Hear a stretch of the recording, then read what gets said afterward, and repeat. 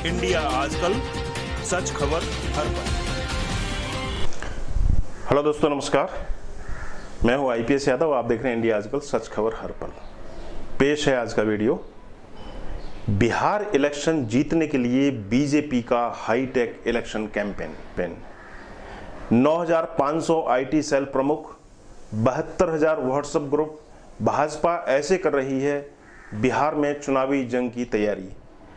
बिहार में चुनावी प्रचार के असली योद्धा तो होंगे आईटी सेल के प्रमुख और व्हाट्सएप ग्रुप मतदाताओं को पार्टी के संदेशों और प्रयासों से अवगत कराएंगे।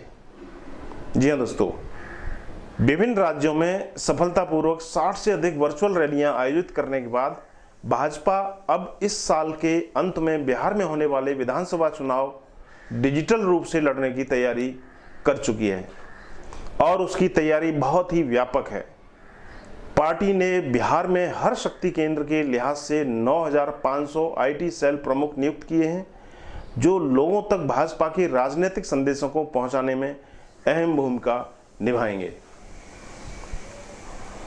भाजपा के एक नेता ने नाम नहीं देने की शर्त पर बताया कि ये 9,500 आईटी सेल प्रमुख बिहार में वर्चुअल चुनावी अभियान के असली योद्धा होंगे। इन आईटी सेल प्रमुखों के अलावा भाजपा प्रत्येक बूथ के लिए 72,000 व्हाट्सएप ग्रुप बनाने की कवायद में भी जुटी हुई है, ताकि मतदाताओं को चुनाव से पहले पार्टी के विभिन्न कार्यों और संदेशों के बारे में जानकारी दी जा सके। पिछले 2 महीने में पार्टी ने 50,000 व्हाट्सएप ग्रुप बना भी लिए हैं और बाकी व्हाट्सएप ग्रुप बनाने की तैयारी जोर शोर से चल रही है। इन व्हाट्सएप ग्रुप के माध्यम से पार्टी जनता तक अपनी बात पहुंचाएगी और भाजपा नेताओं के भाषणों के वीडियो और पार्टी के संदेशों को भी रियल टाइम में साझा करेगी। इन व्हाट्सएप ग्रुप का प्रबंधन बूथ स्तर के कार्यकर्ता संभालेंगे और सभी आईटी सेल प्रमुख भाजपा के राष्ट्रीय आईटी सेल प्रमुख अमित मालवीय के साथ में संपर्क में रहेंगे और उनके नेतृत्व में काम करेंगे। उक्त भाजपा नेता ने द प्रिंट को बताया कि 9,500 आईटी सेल प्रमुखों की नियुक्ति मई में पार्टी हाईकमान और राज्य इकाई के अध्यक्ष संजय जायसवाल के बीच में हुई बैठक के बाद में की गई। बिहार में लगभग 5,500 मंडल और 9,500 शक्ति केंद्र और 72,000 बूथ हैं। प्रत्येक शक्ति केंद्र में कम से कम 6 से 7 बूथ होते हैं।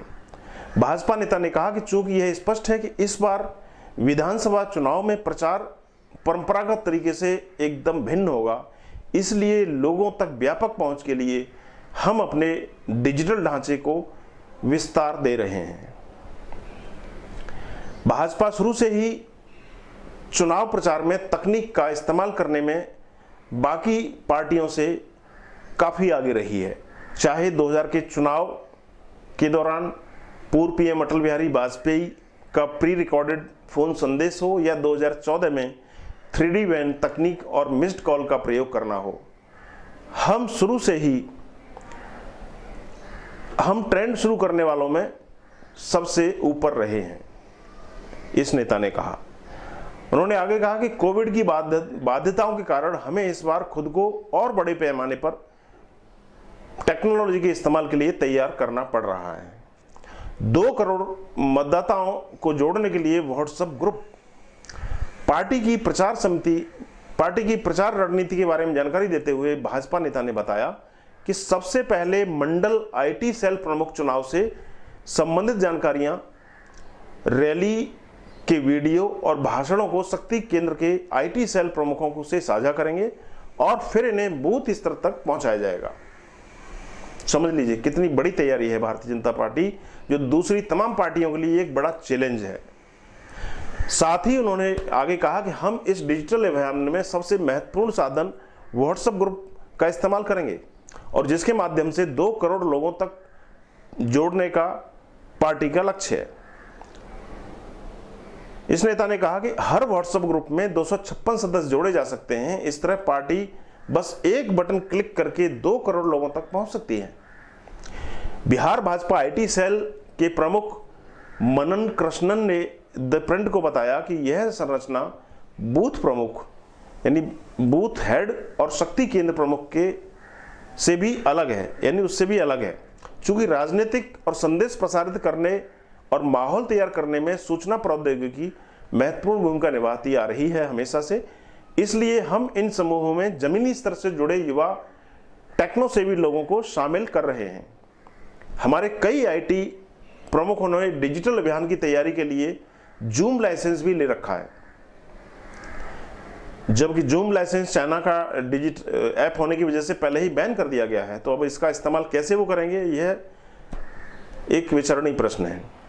राज्य आईटी सेल के एक अन्य सदस्य ने कहा कि व्हाट्सएप समूहों का प्रबंधन एक बड़ी कवायद है और यह वास्तव में बुनियादी ढांचा तैयार करने से ज्यादा कठिन काम है।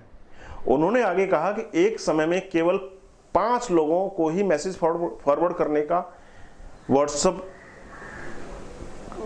की लिमिटेशन के कारण हमको रियल टाइम में सूचनाएं भेजने के लिए अधिक से अधिक समूह बनाने पड़ेंगे। सोचिए, अगर हमारे पास एक साथ 2 से 3 करोड़ लोगों तक पहुंचने की क्षमता अगर होगी तो हमें लोगों से जुड़ने के लिए टीवी, समाचार पत्रों और अन्य मीडिया माध्यमों की जरूरत ही नहीं पड़ेगी।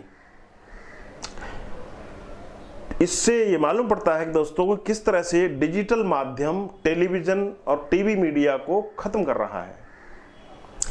चुनाव प्रचार के लिए 3D बैन की वापसी मुमकिन।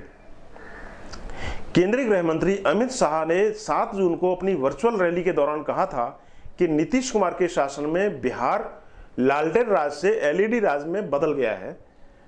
उनके भाषण को राज्य के सभी 72,000 बूथों पर एलईडी के माध्यम से लाइव दिखा गया था। शाह ने 2014 में, जब वह भाजपा महासचिव और यूपी के प्रभारी थे, कुछ पत्रकारों को बताया था कि 3D बैन की मदद से वह यूपी के ऐसे दूर दराज के इलाकों में भी लोगों से जुड़ने में सफल रहे थे जहां पर अखबारों और टीवी तक की पहुंच नहीं थी। समझिए कितना बड़ा माध्यम है ये डिजिटल और 3D एलईडी। इन वैन में 3D प्रोजेक्शन सिस्टम लगाया गया था जिसके जरिए पीएम मोदी की रैलियों को लाइव दिखाया गया था और बिहार चुनाव से पहले इन वैनों की फिर से वापसी हो सकती है।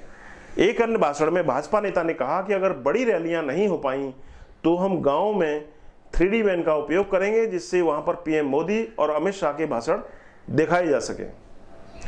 कम खर्चीले अन्य माध्यमों एलईडी, फोन और 3D वैन आदि का इस्तेमाल करके हम 2 से 3 करोड़ लोगों के साथ में एक साथ और एकदम रियल टाइम में जुड़ सकते हैं।